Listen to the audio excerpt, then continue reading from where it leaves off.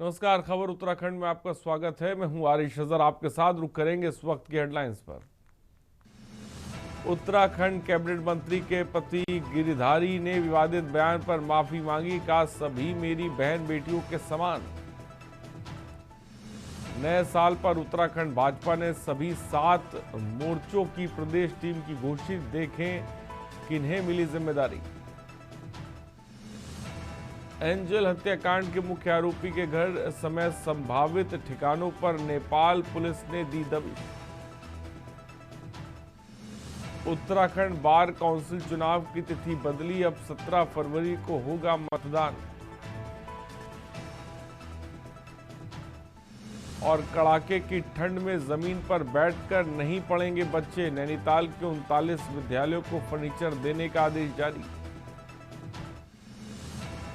नए साल के स्वागत को उत्तराखंड में खूब टकराए जाम, जश्न में गटक लिए 225 जाम। आप देख रहे हैं के न्यूज, खबरों का सारथी। और देहरादून से खबर है, मुख्य सचिव आनंद वर्धन की अहम बैठक, कार्बन क्रेडिट को लेकर मुख्य सचिव ने अहम बैठक की है। विभागों के साथ कार्बन क्रेडिट की संभावनाओं पर मंथन। कार्बन क्रेडिट बन सकता है राज्य के लिए बड़ा आय स्रोत। 1000 इलेक्ट्रिक बसों से मिलेगा कार्बन क्रेडिट का लाभ। वन पंचायतों पीएसीएस के माध्यम से कर सकेंगे आय अर्जन, कार्बन क्रेडिट बेचकर अतिरिक्त राजस्व की तैयारी।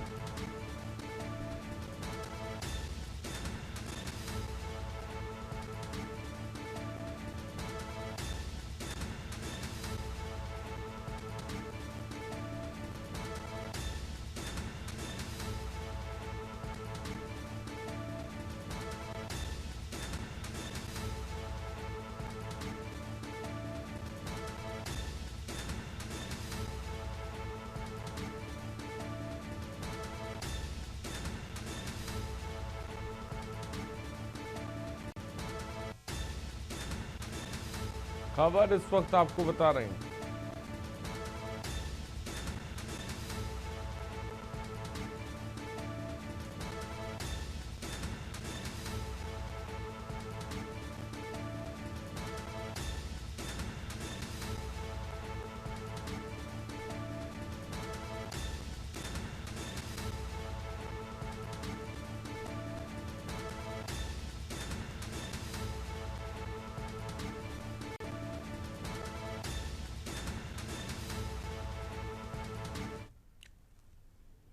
देहरादून से खबर है, उत्तराखंड में जन जन की सरकार अभियान, जन जन की सरकार जन जन के द्वार अभियान से बदली तस्वीर। अभियान से बदली उत्तराखंड की प्रशासनिक तस्वीर। 1,35,194 से अधिक नागरिकों ने की सहभागिता। खबर आपको बता रही है।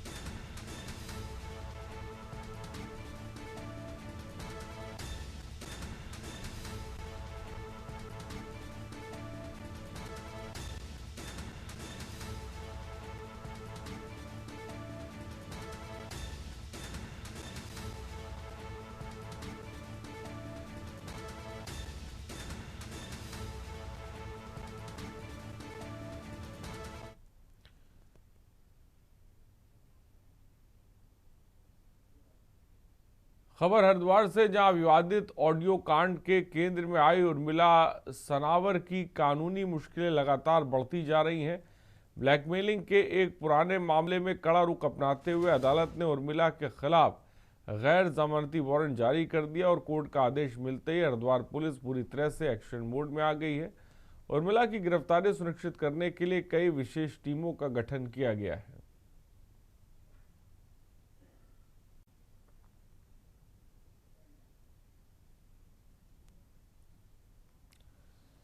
खबर देहरादून से, जहां थाना नेहरू कॉलोनी पुलिस ने चोरी की 2 घटनाओं का सफल खुलासा करते हुए एक शातिर अभियुक्त को गिरफ्तार किया। अभियुक्त के कब्जे से घर से चुराया गया सामान, नकदी और चोरी की कई मोटरसाइकिल बरामद की गई। पुलिस के अनुसार निलय हिल्स अपार्टमेंट निवासी सूरज सिंगल ने अपने घर में काम करने वाले कुक पर चोरी कर फरार होने की शिकायत दर्ज कराई थी। जांच के दौरान पुलिस ने मोथरोवाला रोड से अभियुक्त अमन कुमार को चोरी के माल के साथ गिरफ्तार किया है।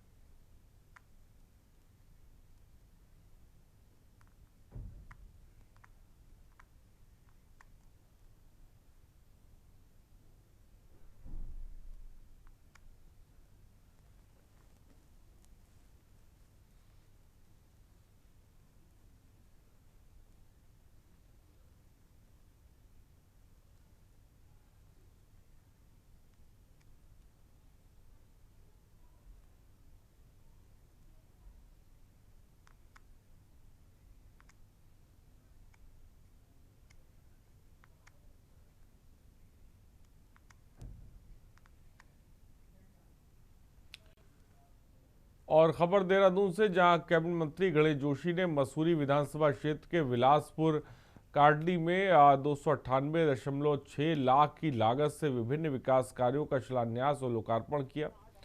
उन्होंने 243.38 लाख की लागत से निर्मित विलासपुर काडली पेयजल योजना को लोकार्पण और 11 GRRC जूनियर हाई स्कूल में 54.68 लाख की लागत से बनने वाले विद्यालय भवन का शिलान्यास एवं भूमि पूजन किया।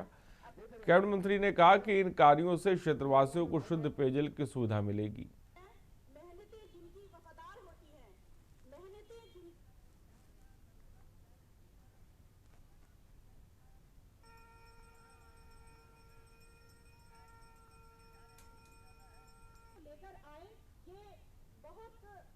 हमारे लिए भाई बहन का अगर कोई प्रस्ताव है तो सुझाव आप दे सकते हो।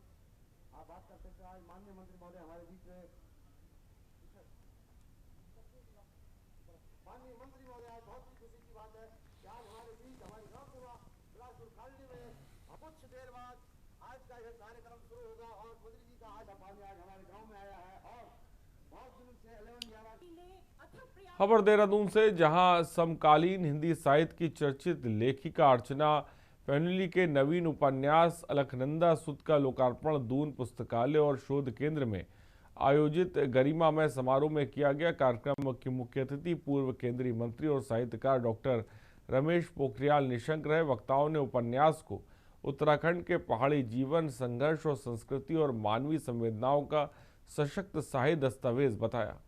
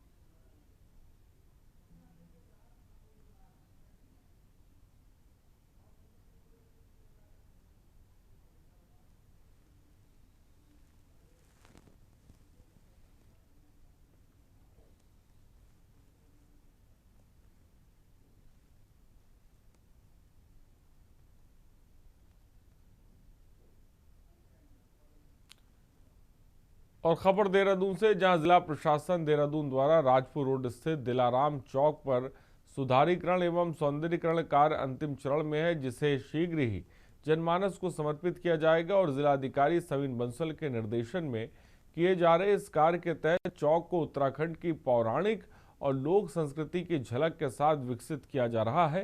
प्रशासन का उद्देश्य यातायात को सुगम बनाने के साथ साथ शहर के प्रमुख चौराहों को सांस्कृतिक पहचान के रूप में स्थापित करना है।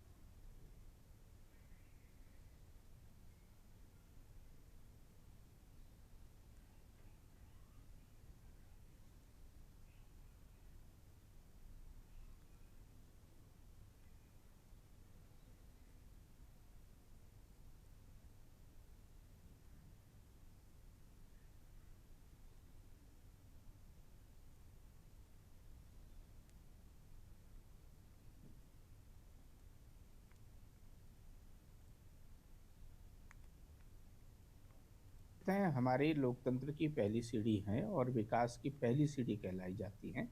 गांव में भारत की आत्मा गांव में बसती है और जिस तरीके से माननीय मुख्यमंत्री जी ने पंचायतों को सौगात देने की बात की है, वित्तीय सहायता देने की बात की है, उसके लिए हम माननीय मुख्यमंत्री जी का आभार व्यक्त करते हैं। निश्चित रूप से ग्रामीण क्षेत्र में आधारभूत संरचनाओं को मजबूत करने में, इंफ्रास्ट्रक्चर डेवलप करने में ये धनराशि का उपयोग किया जाएगा।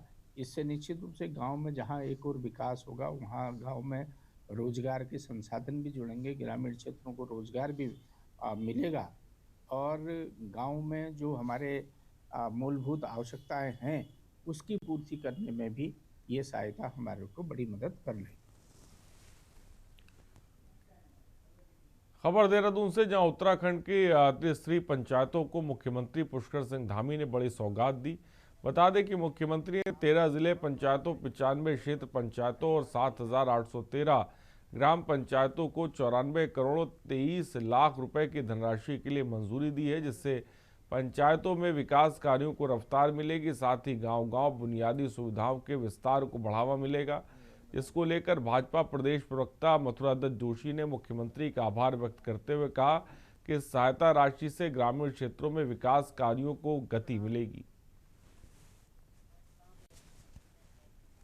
आपको भी बहुत बहुत बधाई पंडित जी, बहुत बहुत शुभकामनाएं। स्वास्थ्य ठीक है आपका?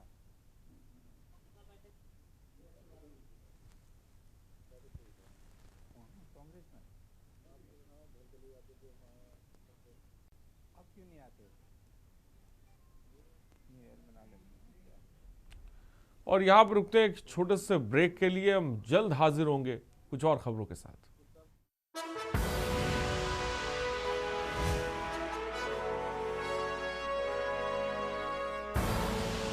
आप देख रहे हैं के न्यूज, खबरों का सारथी।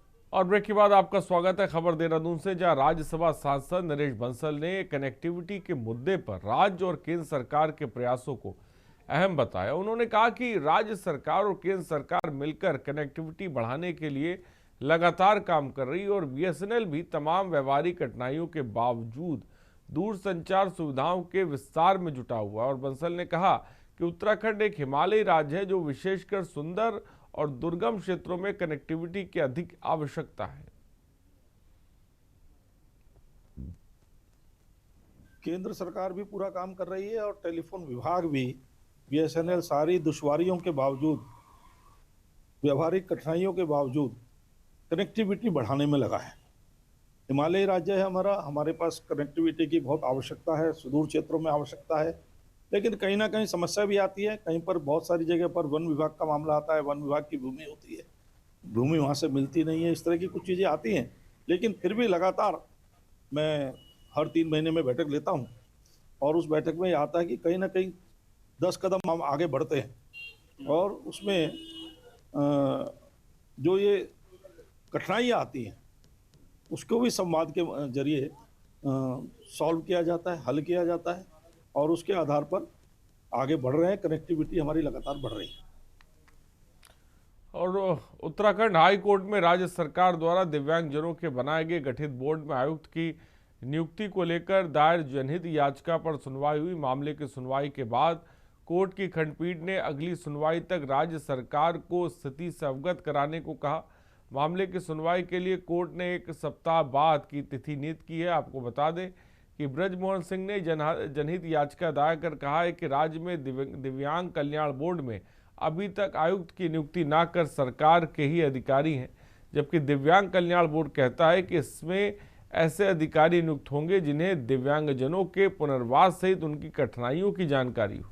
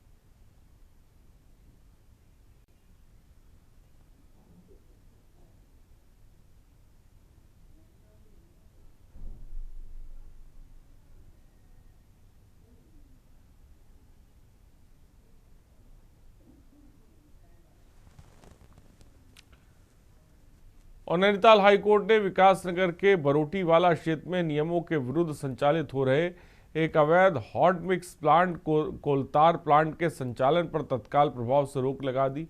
कोर्ट ने पर्यावरण संरक्षण और जन स्वास्थ्य को प्राथमिकता देते हुए सरकार और संबंधित कंस्ट्रक्शन कंपनी से जवाब तलब किया और बरोटीवाला में प्रदीप कुमार ने हाईकोर्ट में याचिका दायर कर बताया था कि ये प्लांट शीतला नदी के तट पर और गांव की घनी आबादी के बिल्कुल करीब स्थित है। याचिका में आरोप लगाया गया था कि प्लांट से निकलने वाले धुएं और हानिकारक तत्वों से स्थानीय लोगों को परेशानी हो रही है।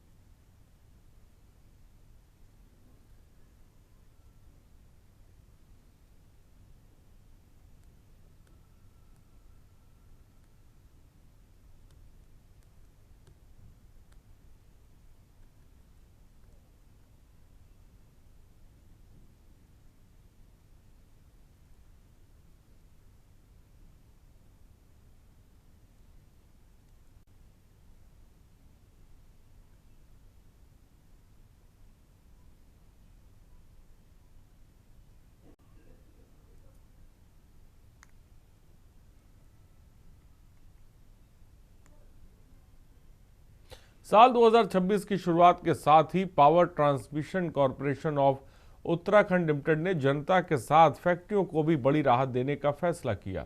इसके लिए प्रदेश भर में P2CUL नए सब स्टेशनों का निर्माण तेजी से कर रहा है और पिटकुल के प्रबंधक निदेशक PC ध्यानी का कहना है कि लगातार होती ट्रिपिंग की शिकायतों को दूर करने के लिए अलग अलग स्थानों में नए सब स्टेशन का निर्माण किया जा रहा है।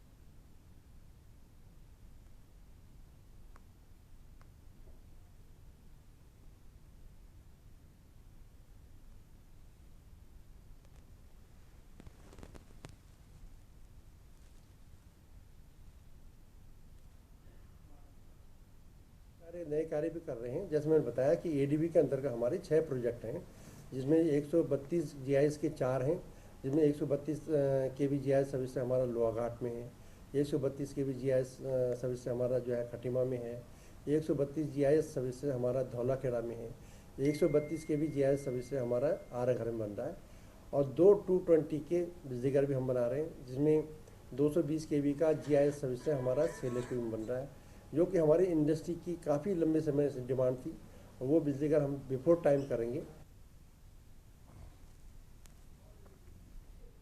और उत्तराखंड सरकार ने चारधाम यात्रा मार्गों पर 10 शेल्टर बनाने का निर्णय लिया, जो आपातकालीन स्थितियों में श्रद्धालुओं के लिए ठहरने की व्यवस्था प्रदान करेंगे।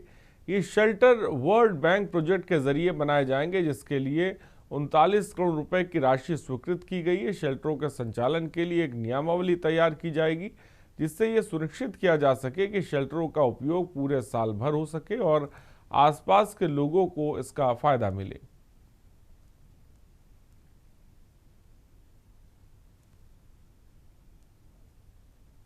के प्रोजेक्ट के माध्यम से हम लोग चारधाम यात्रा मार्ग पर लगभग 10 शेल्टर बनाने के लिए कार्रवाई चल रही है हमारी। उसमें हमने टेंडर कर लिया है, फर्म का चयन कर लिया है हमने।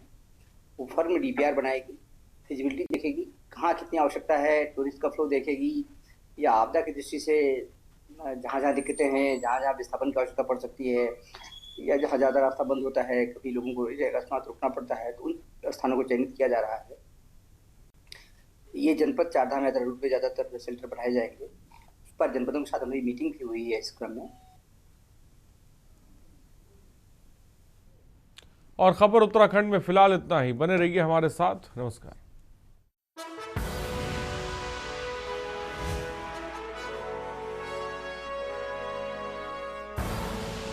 आप देख रहे हैं K न्यूज़, खबरों का